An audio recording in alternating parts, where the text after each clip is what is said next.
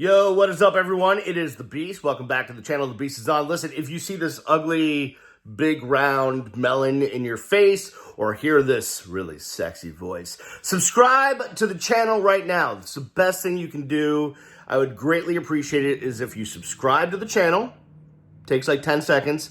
And then when this video pops in your feed somewhere, share it. Like, retweet it, share it on the Facebook. That means hit the little share arrow on the Facebook. Send it to your mom, your grandmother, your wife, your girlfriend, both, whatever it takes. Just get it out there. Because if you haven't heard, I find myself yet unemployed again. That's not important, but I would like to keep my voice going. So this is the best way I know how to do it. I did a live Twitter rant on the state of college football and this coronavirus and whether we're going to have a season or not. And then I realized, and the intention was, hey, I'm going to take that live rant and then I'll download it and put it on YouTube and then boom, I have a video. And then I couldn't figure out how to do that because I'm a boomer. So instead, I'm going to regurgitate what I said because I think it was a good rant. If I give props to myself, golf clap. Yes, golf clap. So here's basically what I said. College football right now, right? We're on the brink. We're on the brink in college football. Big 10, Big 12, Pac-12. I'm just going to name conferences, evidently. That's what I'm going to do. MAC, SWAC. Does that even still exist? I don't even know. I'm just naming conferences. But we're at the point where they're starting to make decisions about what's going to happen. No one's voted yet, at least at the time of this filming this video. Maybe by the time this video is uploaded, college football will already be canceled, or it won't be, but it doesn't really matter. Here is my thoughts. And tell me if I'm wrong, but I don't see where I am. A little bit hard-headed and big-headed. So my general point is this. You're going to have some conferences that decide not to play football.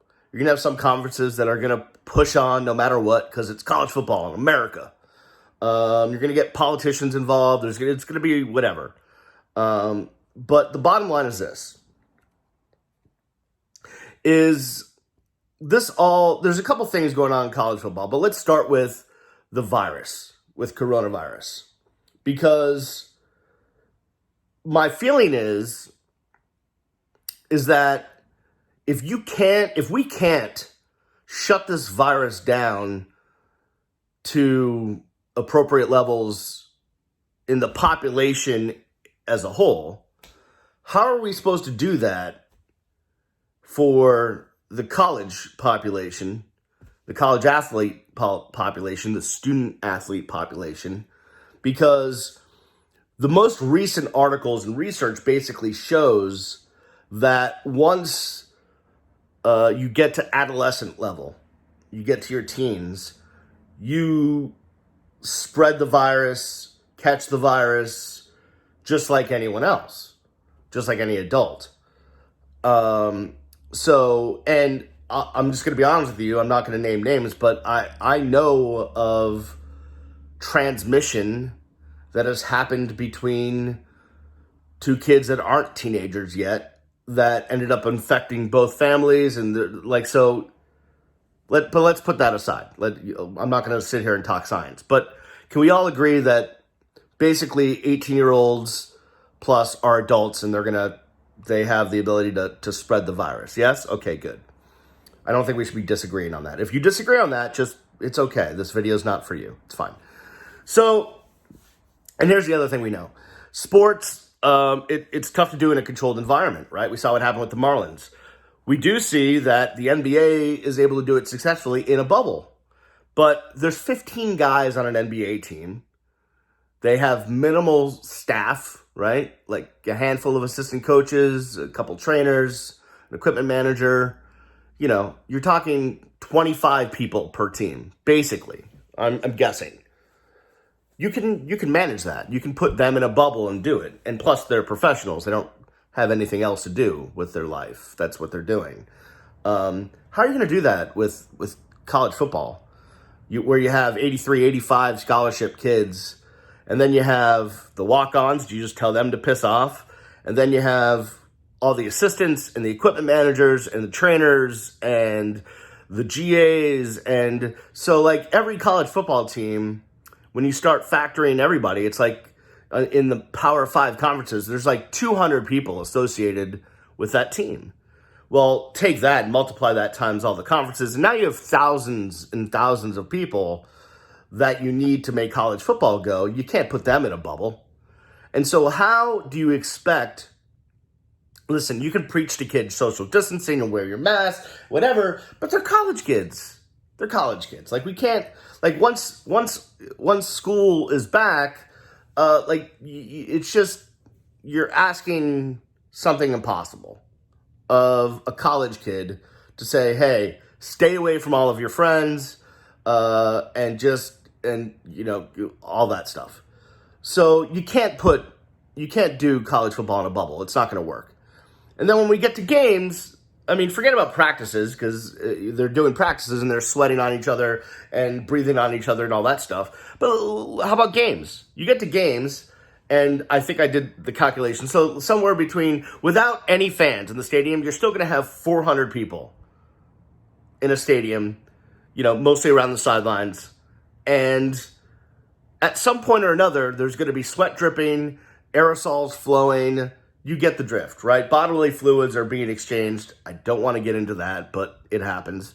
And I just don't see how you're going to be able to prevent the virus from causing infection. And undoubtedly, there's going to be player or players that get extremely sick.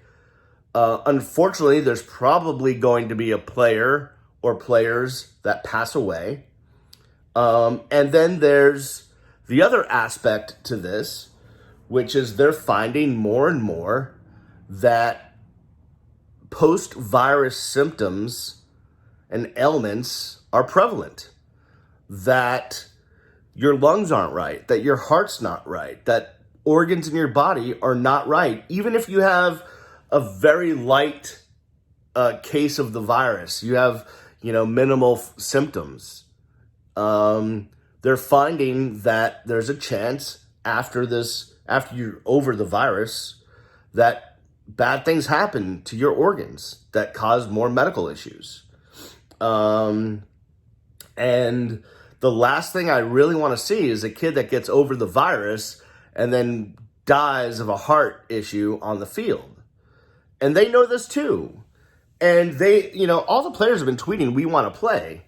But you have to understand what they're not saying we want to play and ignore everything and just play and, throw caution to the wind. What they're saying is we want to play with stipulations like, hey, you will test us every day and make sure that, we test and trace and quarantine and do all that. That we want to play, but you will allow us, if we don't feel it's safe, to opt out of the season, and you won't take our scholarship away.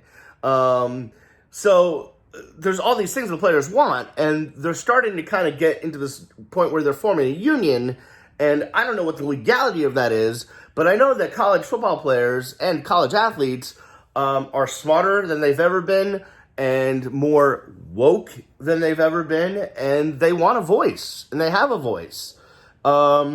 And we've been living this, sorry, I didn't mean to get so close. I'm like, hey, we've been living in this world, like the boomer world that I lived in, where, hey, they get a free education. Yeah, that's all they need.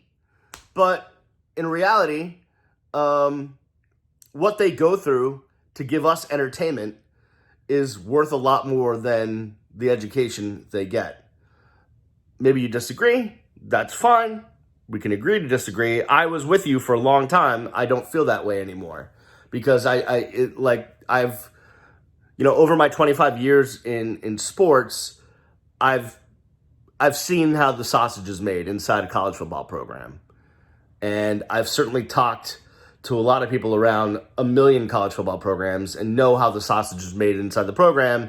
And when it comes to the treatment of student athletes, it's not wonderful, I would say, even in the best case scenario.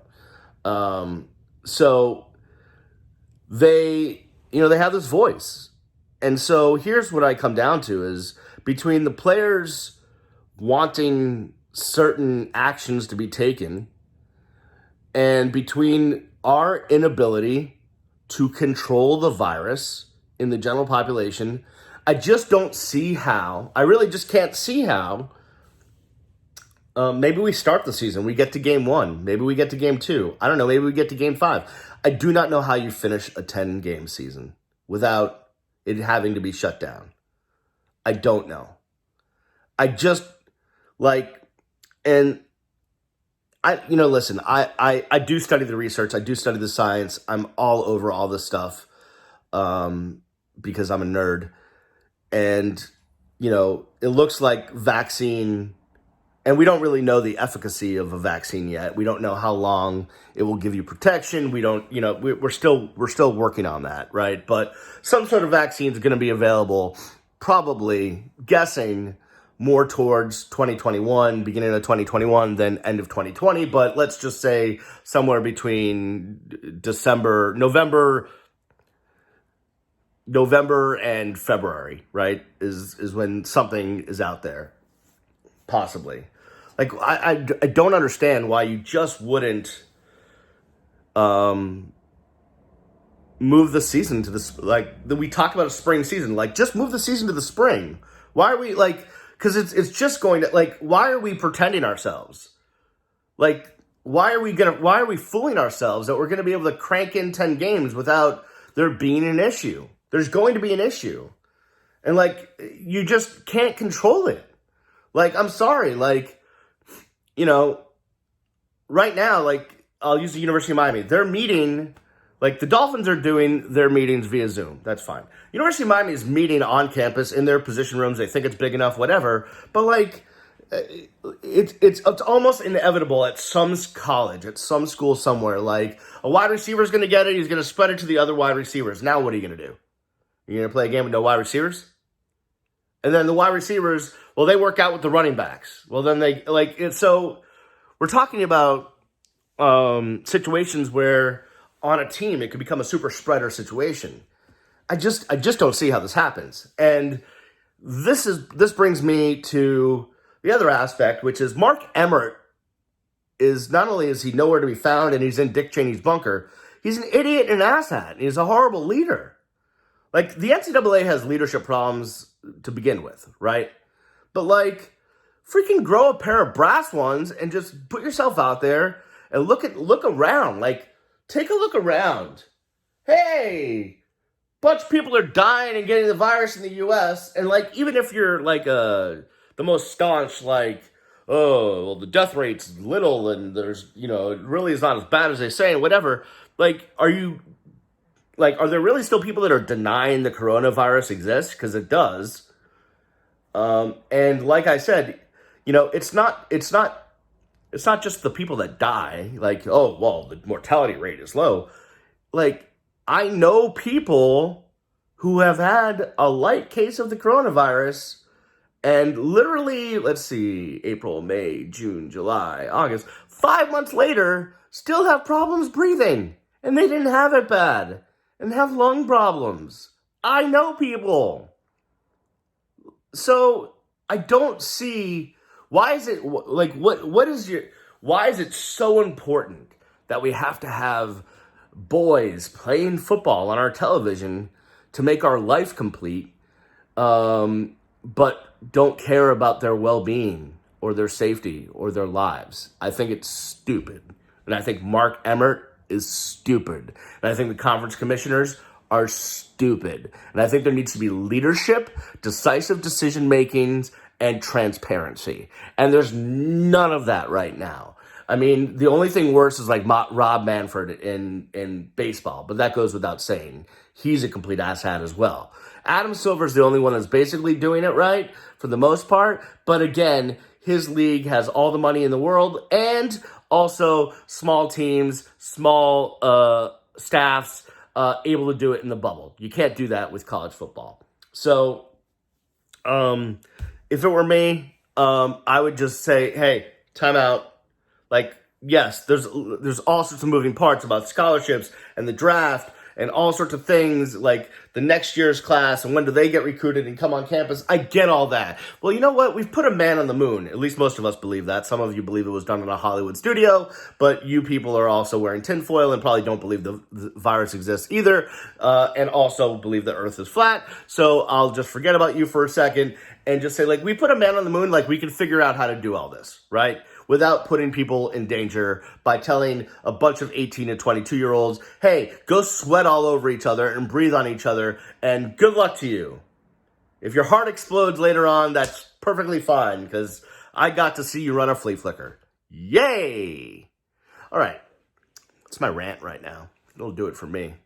Do me a favor, please follow the channel. Please subscribe. Please share it.